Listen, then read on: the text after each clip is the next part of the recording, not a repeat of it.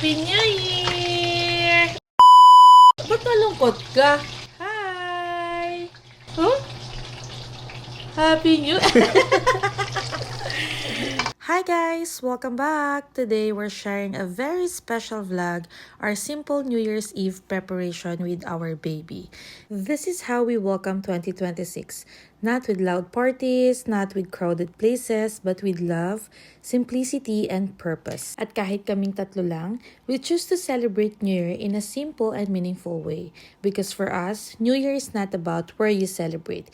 It's about who you're celebrating with it. At dahil nga lumaki din kami ni Daddy na sa bahay talaga nag-New Year, tahimik lang, sama-sama, walang bongga pero punong-puno talaga ng pagmamahal at alaala.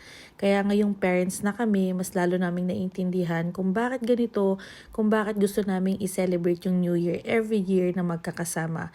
We want our baby to grow up knowing na kahit saan kami dalhin ng buhay, kahit malayo ang relatives, kahit nasa ibang bansa pa kami, family will always be our safe place. So ayan, ang dami ko na namang chinichika sa inyo guys. Gusto ko lang naman sabihin sa inyo at gusto ko lang naman i-share sa inyo kung ano talaga nangyari ngayong December 31, 2025. At dahil nga iba na ang panahon ngayon guys, mas masarap nang magluto ang lalaki kesa sa babae at given na yun sa amin guys. Huwag na kayong umangal. Siya talaga ang nagluluto. Kaya naman nag-decide kami ni Daddy na ako na lang ang lalabas para bumili ng mga rekado pang iba na gagamitin namin.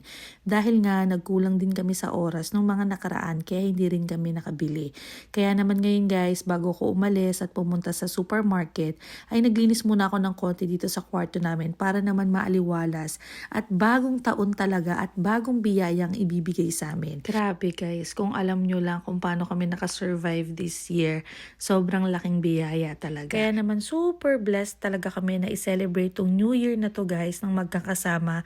At ayan, chinecheck na ni Daddy yung labas kung mataas ba yung snow dahil nga ay paalis na ako at mamaya na lang ako maglilinis ng sala at iba pa dahil kailangan ko na talagang umalis. At alam nyo ba guys, lahat ng pagkain namin mamaya ay talagang cravings namin yan matagal na. Ngayon lang namin gagawin dahil nga New Year. Hindi din kasi talaga kami nagsiselebrate ng Christmas kaya sa New Year talaga namin ibinubuhos lahat. Tara guys, samahan nyo ako bumili sa labas. Alam nyo ba guys kung bakit ginagawa ko tong video na to?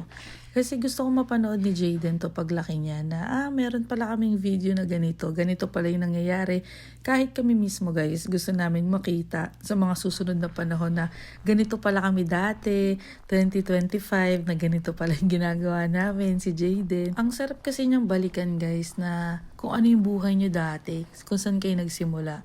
'Di ba? Tsaka gusto ko rin kasi maka-inspired ng ibang mga magulang dito sa Canada o kahit saang lugar pa na OFW na talagang i-treasure nila yung bawat moment na araw-araw na lumilipas sa buhay nila kasi hindi na natin maibabalik talaga yung mga panahon na to. Kaya as much as possible gusto kong i-share sa inyo yung mga video na ginagawa namin. Kagaya niyan guys, yung ginagawa ko. Kita nyo naman bago ko umalis, kailangan maglinis ako ng sasakyan, kailangan ko munang tanggalin yung mga snow. Ayan yung mga basic na ginagawa namin dito bago kami makaalis o makapag-drive para din sa safetyness namin. Kasi nga talagang madulas, hindi namin alam kung sa susunod ba ganyan pa din yung mangyayari. Tapos, alam niyo yung pag sobrang tagal na, makikita niyo na, dyan pala kami nakatira, saan ngang address yan. Alam niyo yung ganun guys. Kaya talagang tinitreasure namin yung bawat araw na ginagawa namin or sinishare talaga namin. Kahit walang viewers guys, at least ma-share namin kung ano yung gusto namin gawin. At saka tong video na to guys, unfiltered to. Though may edit siya, pero ayan talaga yung nangyayari. Ayan talaga yung ginagawa ko. Ganito namin ginagawa yung mga video namin na unfiltered talaga. Ayan, patapos na ako guys. Paalis na rin ako. Kita nyo naman yung video natin guys, no? Talagang medyo natatagalan tayo sa paglilinis ng soap. Pero tara na guys.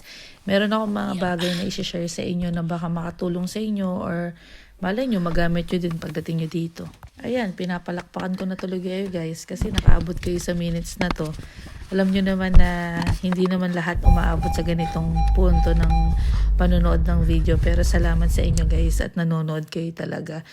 Magdadrive na ako. Alam nyo na guys, kita-kits na lang tayo ulit. Pero syempre bago ako magpunta muna sa supermarket guys, kailangan ko muna dumaan ng store kasi meron akong Pilipino doon guys na staff. Kailangan natin bigyan ng ulam dahil meron na tayong kaldereta kanina natapos na didino.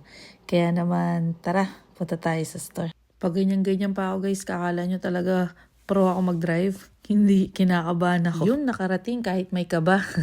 Tara guys, ayan, ibigay na natin kay Ate Marlene yung kaldereta niya. At bilin talaga yun ni Dindo na bigyan siya. Kasi nga, lagi kami binibigyan ni Ate Marlene ng pagkain kapag nagluto yung asawa niya. Ang sarap ng luto guys. Super. Nagmamadali na nga ako ibigay yung pagkain natin Marlene kasi ang lamig talaga. Malapit lang din sa store guys, yung Filipino store na pinagbibilan namin ng mga items. Kaya doon ako dumiretso dahil nga ang request ni Daddy ay spaghetti sauce ng Pilipinas. So, ayan, pagkapasok ko dyan guys, grabe, ang daming tao. Tapos mga nagmamadali na din sila mamili.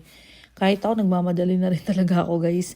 Inabot na nga rin ako ng hapon guys, pero tingnan nyo parang gabi na. Alas 4 pa lang talaga ng hapon guys, pero gabi na talaga yung itsura niya dahil nga siguro sa weather. Nakapag-maxi pa din ako guys kasi nga ang daming kulang sa sinya. Kita nyo naman yung pushcart ko guys, nahihirapan ako itulak kasi nga matigas yung snow tapos dumidikit dun sa gulong. Ang hirap talaga niya itulak. Inabot na rin ako ng gabi dyan guys. Siguro mga 5:30 or 6 p.m. nga ganyan. Pauwi pa lang ako. Ang lamig din talaga. At habang nga nag-aayos ako ng mga pinamili ko guys, gusto ko lang sabihin sa inyo na ang pinaka nag-work sa amin this year talaga ay teamwork. Siguro dahil na rin sa pagkabalik ko sa trabaho, tas may baby na kami, tapos yung husband ko, talagang masasabi ko na teamwork. Kasi kagaya niyang ginagawa ko guys, imagine niyo kung siya lang lahat gagawa. I mean kung antayin ko pa siyang mag-grocery, antayin ko pa siyang magluto, hindi ko gagawin yung mga bagay na kaya ko namang gawin. Kagaya niyan, simple lang naman mag-grocery ako, tulungan ko siya. Sa tingin ko din guys, malaki din talagang factor yung alam mo kung paano matutulungan yung asawa mo para maging smooth yung pagsasama nyo or yung araw-araw na ginagawa nyo everyday kasi pareho kayo nag-work. And dito rin kasi sa Canada guys, more on independency talaga. So kailangan marunong ka din talagang maging independent. Kagaya niyan guys, simple lang din talaga yung ginagawa ko. After niyan guys, uuwi na ako. Then syempre pagka uwi ko, malamang may luto na yan siya. Kaya ganoon lang yung ginagawa namin. Kaya sobrang thankful ako kasi alam namin kung paano yung teamwork. Kasi madali siyang sabihin na teamwork, may teamwork kaming mag-asawa. Pero ang hirap niyang gawin, alam niyo yung ganun. Kaya, ayun, parang tingin ko okay kami sa teamwork. Kayo guys, comment down below nyo naman yung mga realization nyo this 2025 bago matapos ang taon. At least, 'di ba, alam nyo yung mga dapat yung gawin at ano yung mga dapat yung improve. Pero sa aming dalawang mag-asawa, ang dapat namin improve ay oras kasi parang kulang pa kami sa oras kay Jayden at kung paano namin siya alagaan ng mas maayos pa. O siya guys, tara uwi na tayo guys kasi malamang sa malamang inaantay na ako ni Dindo. Malapit lang din naman guys yung maxi sa bahay namin kaya no worries din sa pagdadrive. Medyo madilim nga lang talaga. Pero sigurado ako pag uwi sa bahay guys, meron na talagang luto yun at naka-ready na.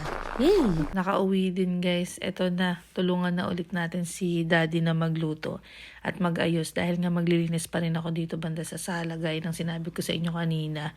Nagluluto pa rin siya, halos maghapon na nagluluto yan. Yung handa nga pala namin guys ay medyo madami yung putahe pero konti lang yung quantity. Dahil nga konti lang din naman kami, tsaka may kanya-kanya namang mga handa yung mga Pilipino dito. So kung sino lang yung gustong pumunta na mga kapatid o mga kakilala namin, go lang. Pero ang importante guys, meron kaming mga favorite food namin na iyahain. Kagaya niyang hipon, meron kaming pork steak, yempo, iba pa guys. Makikita niyo yan sa second video natin guys na talagang pinaghandaan namin yung New Year celebration namin dahil ito yung second time na kasama namin si Jayden. So ayun, sobrang busy pa rin ng daddy kakaluto. Pagod na yun talaga yun siya pero si Jayden, ayan, buti na lang mabait talaga si Jayden. Siya sa mood magpabuhat at maging clingy dahil siguro alam niya na sobrang busy talaga ang daddy at mommy. Kaya ayan yung handa namin guys, diba? So teamwork talaga is the key. Again guys, this vlog is for memories for our baby and syempre para na rin sa amin na babalikan din namin soon. And for everyone who finds beauty in every simple celebration. Just a little reminder guys that 2026 is not about having more. It's about becoming better. Upgrade ng mindset, upgrade ng faith, upgrade ng love sa isa't isa. Hindi man perfecto ang mga buhay natin guys, but make sure guys na lagi niyong pipiliing maging buo bilang magulang, bilang pamilya. O siya, abangan nyo guys yung part 2 neto guys, yung celebration ng New Year namin. Ready na yung baby namin at kami. Bye-bye!